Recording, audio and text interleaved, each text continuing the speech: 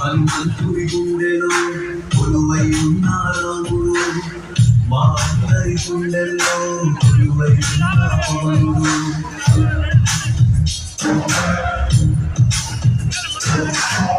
హనుమంతుడి గుండెలో కొలువై ఉన్న రాముడు, మా అందరి గుండెల్లో కొలువై ఉన్న పవనుడు. పేదోడి కంట నీరు కనిపిస్తే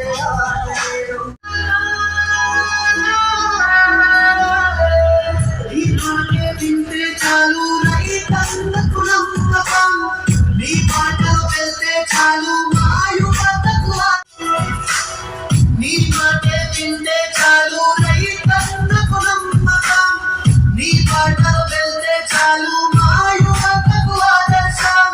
మా అందరి చకురిరా తేడా చూడని నీ గుణం, నీ ఎదురుగా వచ్చే వారికి నీ చూపే శాసనం.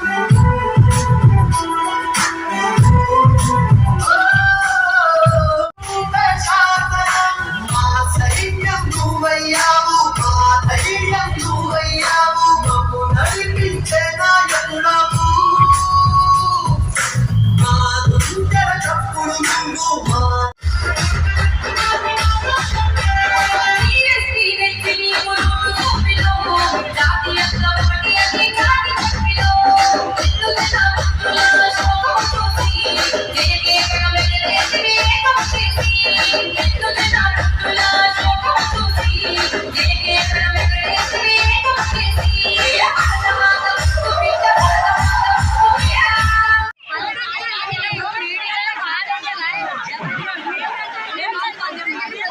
దయచేసి గమనించండి వాలంటీర్స్. ఆ 4th black Telugu Desam, BJP, Janasena కుటుంబ సభ్యులందరికీ కూడా పేరు పేరున హృదయపూర్వక నమస్కారాలు. సోదరులారా, విశ్వవిఖ్యాత నట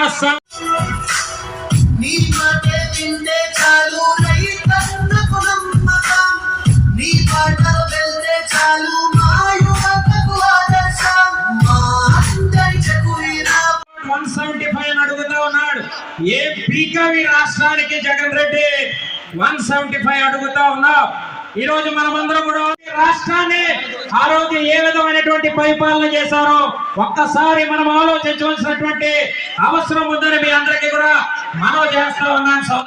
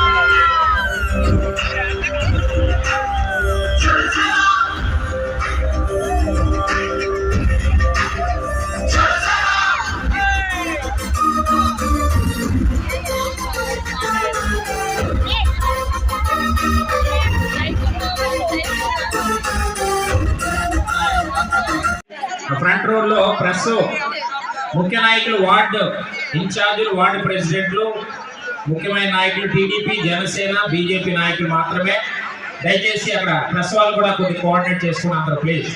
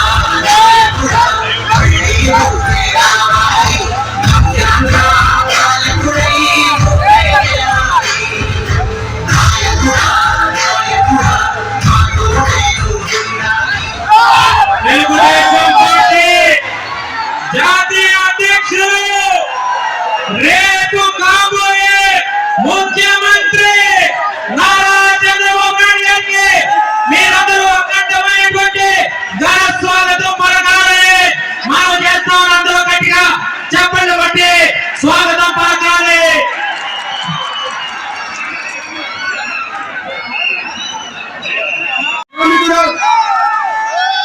మందు గణన లెక్క చేయకుండా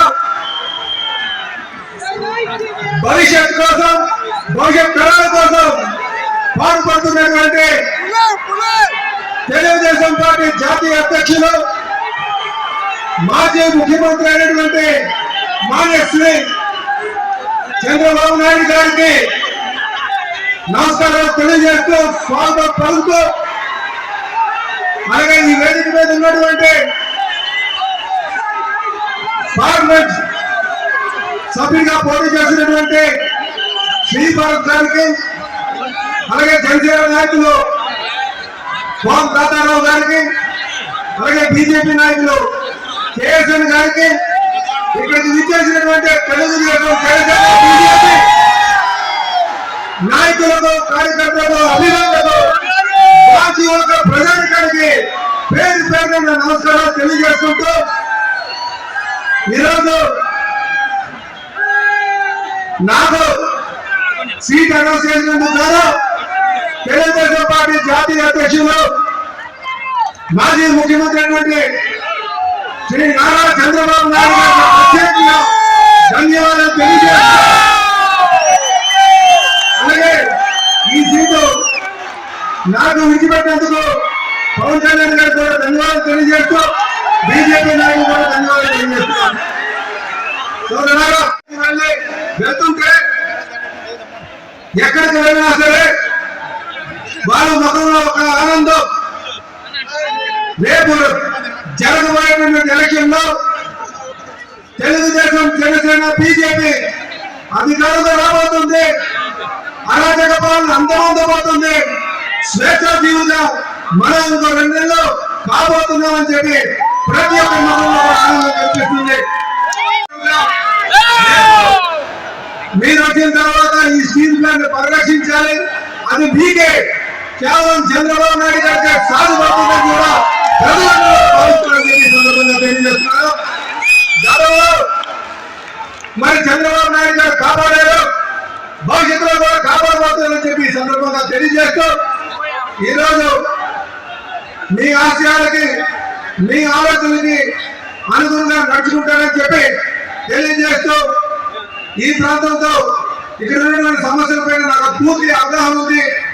గతంలో 2014-2019 మధ్య మరి నాకు అన్ని ఏమి కావాలన్నా సరే ఈ ప్రాంతంలో పట్టా విషయం కావచ్చు, రోడ్ విషయంలో కావచ్చు, స్టీల్ ప్లాంట్ ఆర్గాన్ విషయంలో కావచ్చు, టోల్ గేట్ విషయంలో కావచ్చు, ఇవన్నీ కూడా మాకు సహాయ సహకారాలు అందించారు. రేపు మీరు ముఖ్యమంత్రి కాబోతున్నారు, ఖచ్చితంగా మాకు అందించాలని చెప్పి కోరుకుంటూ నాకు ఈ అవకాశం ఇచ్చినందుకు మీ అందరికీ ధన్యవాదాలు తెలియజేస్తూ మరి ఎంపీగా బాబు గారు పవన్ కళ్యాణ్ గారు నా స్వార్థం ముఖ్యం కాదు, నా పార్టీ స్వార్థం ముఖ్యం కాదు, రాష్ట్రం భవిష్యత్తు కోసం కలిసి రావాలని ఆయన చెప్పడం ఆయన్ని అభినందిస్తున్నాం. అలాంటి ఒక గొప్ప నాయకుడు ఈ రాష్ట్రానికి చాలా అవసరం. బీజేపీ నెల క్రితం ఇవాళ మేము గెలిచినా సరే రేపు అభివృద్ధి చేయాలన్నా, ఈ రాష్ట్రం అపుల్పాలు అయిపోయినప్పుడు కేంద్రం నుంచి నిధులు రావాలన్నా ఈ కూటమిలో ఉంటేనే చేయగలుగుతారనే నమ్మకంతో బీజేపీ చుట్టూ కావడం జరిగింది. అయితే ఇవాళ గాజువాకలో పరిస్థితి ఏంటి, మీ అభ్యర్థి ఏంటి? మీ అందరికీ పల్లా గారు చాలా బాగా తెలుసు. పల్లా గారు చాలా సాఫ్ట్ గా ఉంటారు, మంచి ఆయన, సాఫ్ట్ గా ఉంటారు. కానీ ఈ స్టీల్ ప్లాంట్ ఇష్యూకి వచ్చేసరికి మాత్రం సడన్ గా ఆయనలో వేరే రూపం వచ్చేస్తుంది. మొన్నే ఒక మీటింగ్ లో పల్లా గారితో ఉన్నాను, అప్పుడు దాకా సాఫ్ట్ గా ఉన్నారు. కానీ ఎవరు స్టీల్ ప్లాంట్ గురించి కొంచెం వెటకారంగా మాడితే సడన్ గా ఇందులో ఉద్యమ స్ఫూర్తి వచ్చేసి ఈ రాష్ట్రం అడ్డుకుంటేనే ఈ స్టీల్ ప్లాంట్ ప్రైవేటీకరణ అవుతుంది, రాష్ట్రం అడ్డుకునే పవర్ ఉంది, తప్పకుండా మేము అడ్డుకుంటామని చాలా బలంగా చెప్పడం జరిగింది. కానీ ఇట్లాంటి మాట్లాడే వాళ్ళని ప్రభుత్వం ఎట్లా సైలెన్స్ చేయాలనుకుంటుంది? అక్కడే వెనకాల ఆయన బిల్డింగ్ ని కొట్టేశారు, మా గీతా యూనివర్సిటీని కొట్టేశారు. ఫస్ట్ 3-4 సంవత్సరాలు శుక్రవారం శనివారం వస్తే ఏమి కూల్చేస్తారా అని అందరు చూస్తున్నారే తప్ప ఏమి కడతారో తెలియదు. ఈ లాస్ట్ 1 year లో ఏం కట్టారబ్బా అంటే 10 బస్ స్టాప్లు కట్టారు, దాంట్లో ఒక బస్ స్టాప్ కూడా కూలిపోయింది.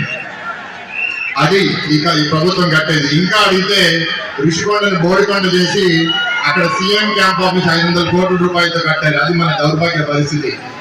గాజువాకలో అభివృద్ధి ఏం చేశారు? 2014 నుంచి 19 మధ్యలో ఇక్కడ మెట్రిక్ జోన్ కేంద్ర ప్రభుత్వాన్ని ప్రోత్సహించి ఇక్కడ చంద్రబాబు నాయుడు గారు తీసుకొచ్చారు. ప్రభుత్వం మారిన వెంటనే ఆ మెట్రిక్ జోన్ లో ఉన్న వాళ్ళందరి మీద సిఐడి కేసులు పెట్టి ఇబ్బంది పెట్టి అక్కడ CEO కూడా మానేసి వెళ్ళిపోయారు. కేంద్ర ప్రభుత్వం మొట్టికాయ కొట్టి అన్ని తిరిగి తీసుకొచ్చారు. తీసుకొచ్చిన తర్వాత ఇంకా కంపెనీలు వచ్చినాయి. ఇక్కడ ఇంచుమించు 100 కంపెనీలు 10,000 మంది ఉద్యోగులు పనిచేస్తున్నారు. ఇవాళ సిగ్గు లేకుండా ప్రభుత్వం మెట్రిక్ జోన్ లో వచ్చిన కంపెనీలు మా వల్ల అని చెప్తున్నారు. ఇంకా ఏం చెప్పాలో నాకు అర్థం అవ్వట్లేదు. ఇవాళ ఇక్కడ పోటీ పదవి ఎందుకు ఇచ్చారు అంటే పవన్ కళ్యాణ్ గారికి తిట్టడానికే అని అందరూ అనుకుంటున్నారు. పబ్లిక్ గా తిట్టుతున్నారు, కానీ వాళ్ళు పోటీ చేసే మాత్రం ఇంటింటికి వెళ్ళి ఏదో తప్పైపోయింది నాకు ఓటేయండి అని అడుగుతున్నారు. స్టీల్ ప్లాంట్ గురించి 5 ఏళ్ళలో ఏం చేశారంటే చెప్పరు, కానీ ఇప్పుడు ఓటేస్తే మాత్రం కాపాడతారు అంటున్నారు. మీరు ఓటేస్తారా? ఆలోచించండి. ఇవాళ ఇక్కడ ఎమ్మెల్యే అభ్యర్థి అవనివ్వండి, ఎంపీ అభ్యర్థి అవనివ్వండి, మీరు ఏం అభివృద్ధి చేశారు, ఏం పరిపాలన చేశారు మాట్లాడట్లేదు. కానీ కులం పేరిట, ప్రాంతం పేరిట చిచ్చులు పెట్టి ఏదో చేద్దాం అనుకుంటున్నారు. అయినా గాజువాక ప్రజలు చాలా చైతన్యపరులు, 1 సైడ్ గా బ్యాక్ ఉండబోతుందని మేము చాలా బలంగా నమ్ముతున్నాం. అయితే మిమ్మల్ని కోరేది ఏంటి అంటే ఇవాళ గెలుపు అవుతుందని మేము నమ్ముతున్నాం. కానీ మీ అభిప్రాయం, మీ బాధ, మీ కోపం మీరు చూపించేది మీ ఓటు రూపంలో. మీరు ఎంత మెజారిటీతో పల్లా శ్రీనివాస్ గారిని గెలిపిస్తారో నన్ను గెలిపిస్తారో అది మేము రేపు ఆ విధంగా మీకు కేంద్రంలో కూడా వాళ్ళకి చూపించి ఇక్కడ సెంటిమెంట్ ఎంత స్ట్రాంగ్ ఉందో చెప్పగలుగుతాం. ప్రత్యేకంగా బీజేపీతో వెళ్ళడానికి కారణం ఏంటి, మేము స్టీల్ ప్లాంట్ ఆపగలుగుతాం లేదా ప్రైవేటీకరణ అనే పాయింట్ 99లో 2004 మధ్యలో కూడా మనం ఎన్డీఏలో ఉన్నాం.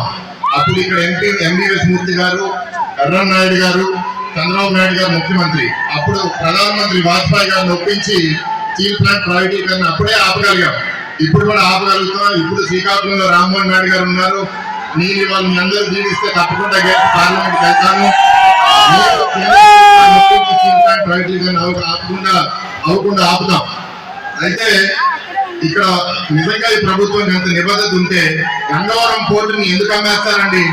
ప్రైవేట్ ఉన్న గంగవరం పోర్టు అమ్మేశారు, 10% వాళ్ళ వాటాను కూడా అమ్మేశారు. గంగవరం పోర్టునే కాపాడుకోలేని ఈ ప్రభుత్వం స్టీల్ ప్లాంట్ ని ఏం కాపాడుతుంది? అందరూ ఒకసారి గమనించాలి.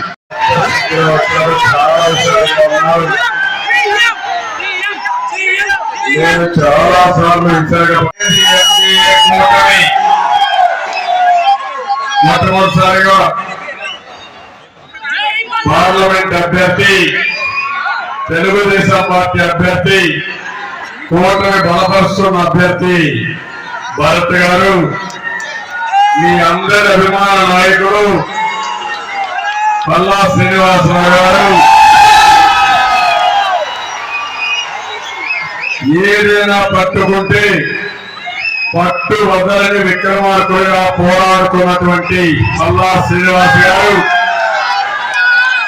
ఇక్కడిని ఈయన అడ్డమన్నాడు, అన్ని విషయాల్లో ప్రభుత్వాన్ని విమర్శిస్తున్నాడని ఆయన కట్టిన కాంప్లెక్స్ చూస్తే పర్వాలేదు, నష్టం వచ్చినా సరే ఎన్నిక బాగుంది చూసుకొని కోసం పోరాడుతున్నటువంటి ఇక్కడ ఎమ్మెల్యే అభ్యర్థి, ఆయన వంత మీ కోసం పోరాడాడు. ఇప్పుడు మీ వంతు వచ్చింది. అఖండ నిజాయితీతో గెలిపిస్తామని మీరందరూ కూడా వ్యక్తిగత పట్టుకోటి ఒక్కసారి అభినందించాలి. నాకు ప్రాణ శుక్రవారం తుక్లైన్ రెడీగా ఉన్న మీ ఇల్లు కూర్చేయడానికి, నా ఇల్లు పోయినా రోడ్డు మీద ఉంటా, నా షాపులు కూర్చినా పర్వాలేదు, ప్రజాస్వామ్య పరిరక్షణ ఉద్యమంగా చేసుకుని 5 ఏళ్లు రాజీ లేని పోరాటం చేసిన నా ప్రాణ సమానమైన కుటుంబ సభ్యులందరికీ భరత్ కూడా ఇంతమంది పేరు చెప్పాడు. కళాన ఒక బ్రహ్మాండమైన ఇన్స్టిట్యూషన్ అది గీతం యూనివర్సిటీ, రాష్ట్రంలోని ప్రతి ఒక్కరూ మెచ్చుకున్న యూనివర్సిటీ. ఇక్కడ చదువుకొని దేశ విదేశాల్లో ఉద్యోగాలు చేస్తున్నారు. అలాంటి యూనివర్సిటీలో బిల్డింగ్లు కొట్టేసిన దుర్మార్గుడు ఈ జగన్మోహన్ రెడ్డి అని చెప్పి నేను మీకు తెలియజేస్తున్నా. జనసేనాని కూడా పవన్ కళ్యాణ్ గారైతే ఎప్పుడూ రాష్ట్రం ఆలోచించే వ్యక్తి, రాష్ట్ర భవిష్యత్తు కోసం పోరాడే వ్యక్తి పవన్ కళ్యాణ్ గారు. అందరికంటే ముందు బయట వచ్చారు, ఒకే మాట చెప్పారు, ప్రభుత్వ వ్యతిరేక ఓటు చేయడానికి వీలు లేదు, ఈ రాష్ట్రాన్ని వైసీపీ విముక్త రాష్ట్రంగా తయారు చేయడం చాలా అవసరమని చెప్పిన నాయకుడు, బాధ్యత ప్రవర్తించిన నాయకుడు పవన్ కళ్యాణ్ గారు. సైనికులు చాలా ఉత్సాహంగా ఉన్నారు. అలాంటి జన సైనికులందరినీ మరొకసారి అభినందిస్తున్నా. ఇంకో పక్క బీజేపీ, ఇక్కడే నరసింహరావు గారు ఉన్నారు, ముందరంతా బీజేపీ కార్యకర్తలు నాయకులు ఉన్నారు. ఈ దేశాన్ని ప్రపంచ పటంలో గుర్తింపునిచ్చిన నాయకుడు నరేంద్ర మోడీ గారు అని చెప్పి నేను మీకు తెలియజేస్తున్నా. అంతేకాదు 2047కి ఒక విజన్ తయారు చేసి ప్రపంచంలో అగ్రస్థానాల్లో భారతదేశం పెట్టాలని, భారతీయులంటే ప్రపంచంలో ఏంటో చాటి చెప్పిన ఏకైక నాయకుడు నరేంద్ర మోడీ గారు. ఆయన తరఫున బీజేపీ నాయకులు కార్యకర్తలు ఇక్కడ ఉన్నారు. మేమందరం ఒకటి అయ్యామంటే ఇక్కడుండే ప్రజానీకం మీరు ఆలోచించాలి. ఒక కూటమిగా మీరు దగ్గరకు వచ్చాం. మా ఆలోచన ఒకటి, ప్రజలు గెలవాలి, రాష్ట్రం నిలబడాలి. దీనికి మేమందరం కూడా ఒకటై మీ దగ్గరకు వచ్చాం. మావి 3 జెండాలు, కానీ అజెండా ఒకటే. ఆ అజెండా సంక్షేమం, అభివృద్ధి, ప్రజాస్వామ్య పరిరక్షణ ధ్యేయంగా మేము మీ ముందుకు వచ్చామని చెప్పి కూడా నేను మీకు తెలియజేస్తున్నా. ఇప్పటికే నేను ప్రజాగణంలో 34 మీటింగ్లు పెట్టి 35వ మీటింగ్ గాజువాకు వచ్చాం. మీ ఉత్సాహం చూస్తున్నా. ఇక్కడే కాదు, ఎక్కడ పోయినా కూడా 1 సైడ్ ఎలక్షన్స్ ఉన్నాయి. నెత్తిన పెట్టుకున్న కుంపటి ఎప్పుడు తెచ్చుకుందామని మే 13వ తారీఖు కోసం మీరందరూ కూడా వెయిట్ చేస్తున్నారు. ఒకటే హామీ ఇస్తున్నా, రాబోయేది ఎన్డీఏ ప్రభుత్వం ఈ రాష్ట్రంలో. జగన్మోహన్ రెడ్డి ఇంటికి మీ భవిష్యత్తు మాత్రం ఉజ్వల భవిష్యత్తుగా తయారు చేసే బాధ్యత మాది. నేను ఒకసారి 83లో చూశాను ఇంత ఉత్సాహం మీలో, 94లో చూశాను. ఈ రోజు 2024లో అంతటి ఉత్సాహం చూస్తున్నా, ప్రభుత్వంపై కూడా అంత వ్యతిరేకత చూస్తున్నా. నేను ఒకటే మీ అందరినీ కోరుతున్నాను, ఈరోజు ఉత్తరాంధ్ర చూస్తే నాకు చాలా అభిమానం. మంచివాడు ప్రాంతాన్ని ఉత్తరాంధ్ర అవునా కారణంగా అడుగుతున్నా. నేను ఎక్కువ సమైక్య ఆంధ్రప్రదేశ్ లో ముఖ్యమంత్రిగా విశాఖపట్నాన్ని ఒక ఆర్థిక రాజధానిగా తయారు చేయాలని, ఒక ఇండస్ట్రీ హబ్ గా తయారు చేయాలని, ఈ ప్రాంతంలో పెద్ద ఎత్తున పరిశ్రమలు రావాలని, ఇది అనుకూలమైన ప్రదేశం ముందుకు పోయాం. నేను అందుకే కనీసం 10,000, 15,000 మంది అక్కడ పనిచేసే పరిస్థితికి వచ్చా. ఏదైనా సరే మెడికల్ ఎక్విప్మెంట్ మొత్తం మ్యానుఫ్యాక్చర్ చేయడానికి దేశంలోనే మొట్టమొదటిసారిగా మెడ్టెక్ పార్క్ తీసుకొచ్చాం. అది బ్రహ్మాండంగా రాణిస్తా ఉంది.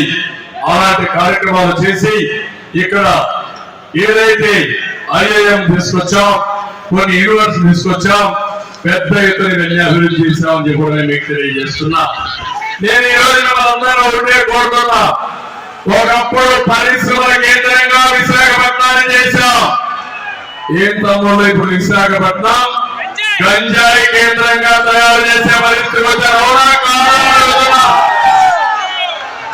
మొన్ననే నేను చూశాను, విశాఖపట్నం పోర్టులో 25,000 కేజీల డ్రగ్స్ ఇంపోర్ట్ చేస్తా ఉంటే పట్టుబడ్డా.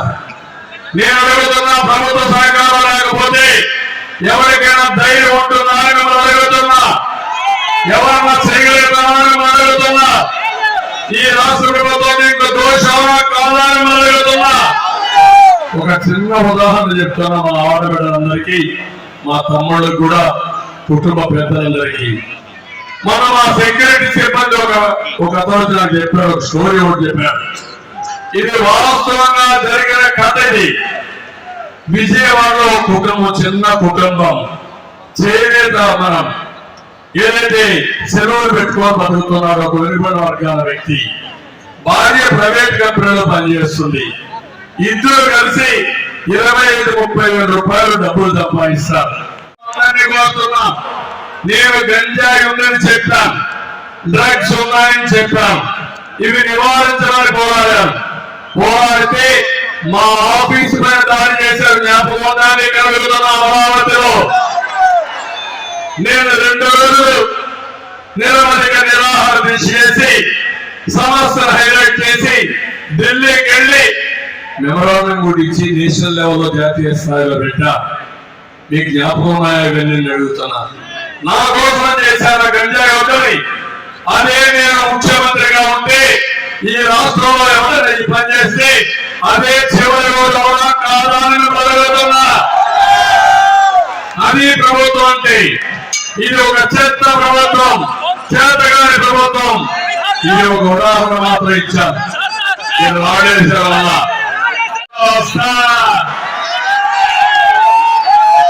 విజయవాడలో జరిగిన డ్రామా కూడా వస్తాం. మీరు ఇలాంటి చిల్లర పనులు చేసి చిల్లర మోకగాలు చేసి ప్రజలు తిరగబడితే మీ బట్టలిప్పి తల్లిదండ్రులు కొడతారు. మీ కేర్ఫుల్ హెచ్చరిస్తున్నా. జగన్మోహన్ రెడ్డి కంట్రోల్ మీటింగ్ పెట్టి చేతగాని పెరిగి పందరు పాయింట్ వచ్చారని చెప్పారు. ఇవన్నీ ప్రజాపతి ఎక్కడ పోయినా మీద రావణ దాడి చేశా. నేను ఒకే మాట చెప్పాను, క్లీమోర్ మైండ్సే నా పైన వేసి లెక్క పెట్టుకుని నేను రాళ్ళకు భయపడతావా అని చెప్పాను. నిన్న జరిగింది. నేను అడుగుతున్నా, ఎంతమంది పోలీసులు ఉన్నారు? ఏదే జగన్మోహన్ రెడ్డి గారు వచ్చారు, రోడ్డు మీద తిరిగారు. తిరుగుతామంటే కరెంట్ ఆఫ్ అయిందంట. ఓకే, ఎవరి పేరు? నా గవర్నమెంట్. ఇప్పుడు ఎవరి గవర్నమెంట్? ఎవరిది బాధ్యత? ఎవరిది బాధ్యత? ముఖ్యమంత్రి మీద ఆలోచన సిగ్గు లేదా? ముఖ్యమంత్రి నువ్వే కదా ముఖ్యమంత్రి, నేను కాదు కదా. ఒకప్పుడు కోడి గడ్డి డ్రామా చేశావు. గొడ్డల వేస్తూ బాబాయి నమ్మి ఆ నేరాన్ని నా మీద మోపేదని ప్రయత్నం చేశావు. ఇప్పుడు నీ చెల్లు అడుగుతా ఉంది రోడ్డుకి. జగన్మోహన్ రెడ్డి సమాధానం చెప్పు. బాబాయిని చంపిన వారికి ఎంపీ ఇచ్చావు. నిన్ను నీ పార్టీకి ఓటేయడానికి లేదు. వైఎస్ఆర్ కాంగ్రెస్ పార్టీ పూర్తిగా రక్తము మార్గంలో కూడకపోయిందని నీ చెల్లెలకి సమాధానం చెప్పని అసమర్థుడు నాకు నేరాలు. ఇన్ని రోజులు నా పైన దాడులు చేశారు. పవన్ కళ్యాణ్ పైన దాడులు చేశారు. ఇదే విశాఖపట్నంలో పవన్ కళ్యాణ్ గారు ఎయిర్పోర్ట్ లో దిగితే నేరుగా ఆయన పోనీయకుండా చేసి, కారులో నిలబడుకోనీయకుండా చేసి, కారులో కూర్చోబెట్టి హోటల్ కిందే హోటల్ నుంచి 24 గంటలు ఇమ్మీడియట్ గా మీరు వదిలిపెట్టి విశాఖపట్నం వదిలిపెట్టి పోవాలని ఈ పోలీసులు హుకుం జారీ చేస్తారు. ఉమ్మడి జగన్మోహన్ రెడ్డి చెప్పాడని నేను అడుగుతున్నా. మీ తాత జాగిరా ఈ విశాఖపట్నం అడుగుతున్నా. విశాఖపట్నం ఉన్నదారా కాదని అడుగుతున్నా. అలాంటిది నెక్స్ట్ డే విజయవాడకు వస్తే నేను పోయి చెప్పా, పవన్ కళ్యాణ్ గారు భయపడద్దండి, మనం అందరం అండగా ఉందాం, పోరాడదాం, తాడో పోడో తెలుసుకో. నేను అడుగుతున్న పెట్రోల్ డీజిల్ ధరలు పెరిగాయా? దేశంలో ఎక్కువగా ఉన్నాయా లేదా? పెట్రోల్ డీజిల్ పెరిగితే నిత్యావసర వస్తువుల ధరలు పెరుగుతాయా లేదా? పెరిగాయా లేదా? పప్పు పెరిగిందా లేదా? బియ్యం ధరలు పెరిగాయా లేదా? అన్ని పెరిగాయా లేదా? ఇంకొక పక్క విశాఖపట్నం ఆస్తి పన్ను సంవత్సరం 15% పెంచేస్తున్నారు. అవునా కాదా అని అడుగుతున్నా. మొన్న కూడా పెంచాలని అడుగుతున్నా. నేనున్నప్పుడు కరెంటు ఛార్జీలు పెరిగాయా? పెంచామా? కోరపడితే కరెంటు ఫుల్గా ఇచ్చారా లేదా? కరెంటు పవర్ కట్స్ ఎప్పుడు ఉన్నాయా మా పీరియడ్ లో? ఇప్పుడు నిన్న ముఖ్యమంత్రి పోతా ఉంటే పవర్ కట్టు. అందుకే నేను అడుగుతున్నాను, నేనున్నప్పుడు 20 రూపాయలు 200 రూపాయలు కరెంట్ వస్తే ఇప్పుడు ఎంత పే చేస్తున్నారా? 1000 రూపాయలు అవరా కాదా? 5 రెట్లు పెరిగిన అవరా కాదా? ఇది అసమర్థమా లేదా? అవినీతి ఉందా లేదా? అలాంటి వాళ్ళు క్షమించాలా? అది అడిగితే మేము దాయాడుతున్నాం. మిమ్మల్ని ప్రజలకు జవాబుదారితనం లేదా ఈ ముఖ్యమంత్రికి? అంటే పులివెందుల పంచాయతీ ఒకటే పంచాయతీ గొడ్డలి పంచాయతీ. ఆ గొడ్డలి పంచాయతీ విశాఖపట్నంలో మీకు కావాలని అడుగుతున్నా. నేను అందుకే ఒక మాట చెప్పా, జగన్మోహన్ రెడ్డి నీ ఫ్యాన్ అరిగిపోయింది, తిరగడం మానేసింది. ఇప్పుడు ఆ ఫ్యాన్ ఈసారి ఎన్నికల్లో ముక్కలుగా చించేస్తారు, వాళ్ళందరూ ఎరగొడేస్తారు. ఎత్తడి డస్ట్ మీద వాడేస్తారు. నువ్వు ఒక పని చేయి, గొడ్డలు తెచ్చుకో, నీ సింబల్ గొడ్డలుగా మార్చుకో, అప్పుడు నీ ఓట్లు వేస్తానని చెప్పి భయపడతారని మనం అడుగుతున్నా. ఆ రోజులు అయిపోయినాయి, పెట్టుకొని డెమాన్స్ట్రేషన్ చేస్తారు అంటే 15 నిమిషాల్లో చేశారంటే డ్రామా అవునా కదా? అవునా కదా తమ్ముళ్ళు? సమాధానం చెప్పాలా లేదు? జగన్మోహన్ రెడ్డి, సజ్జల, సుబ్బారెడ్డి, విజయసాయి రెడ్డి, పెద్దిరెడ్డి, ఈ అబ్బా సొంత ఈ రాష్ట్రం, ఈ పాత జాగీరా ఈ రాష్ట్రం. నేను బాధితులు అనుకుంటున్నారా మీరు? బాధితులు కాదు, తెలుగు జాతి వారసులం. నీచుల పైన పోరాడతాం, గుర్తు చెప్తాం. ఆ విషయం గుర్తుపెట్టుకోమని హెచ్చరిస్తూ మరొకసారి మేము అందరినీ కోరుతున్నా. నేను పోరాడేది అలాంటి పిల్లల కోసం. అక్కడ చూశారు ఒక అమ్మాయి, చిన్న పాప తండ్రి భుజాలపై ఎక్కించుకుని తెలుగుదేశం పార్టీ టోపీ పెట్టి ఎల్లో షర్ట్ వేసుకుని, చంద్రన్న ఈ బిడ్డ బాధ్యత నీదే, వీళ్ళ బాధ్యత కాపాడు, భవిష్యత్తు కాపాడాలని ఆ తండ్రి కోరుతున్నాడు. అది నా బాధ్యత. అందుకే నేను కష్టపడుతున్నా, కష్టపడగా ఇష్టంగా కష్టపడతా. నా నిజాయితీతో మేమందరం కలిసి ఈ రాష్ట్రాన్ని ముందుకు తీసుకుపోతాం.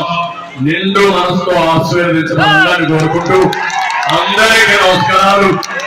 జై హింద్.